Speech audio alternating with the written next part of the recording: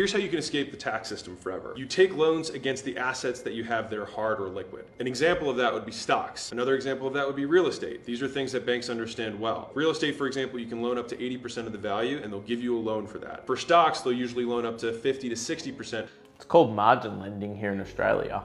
Of the value of your stocks. And so if you have $10,000 in stocks, you can take a loan up to $5,000 against that, and you can use that money to buy whatever the hell you want. Just be careful if you do and the values fluctuate, you might get what's called a margin call and you have to pay that money back. And not pay income tax on it. And so instead of spending the money that you're earning, you plow the money into the assets that you have and take loans against them. And any big bank will do that for you.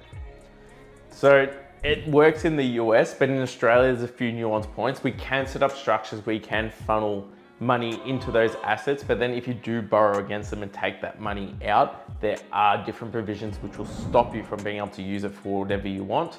If you are just say an employee and you used after-tax dollars to put an investment in and then that investment has risen in value, you can then loan up to 80% and take out the extra amount, but just be very careful because if you take that extra amount out and use it personally, then that portion of the interest will no longer be tax deductible.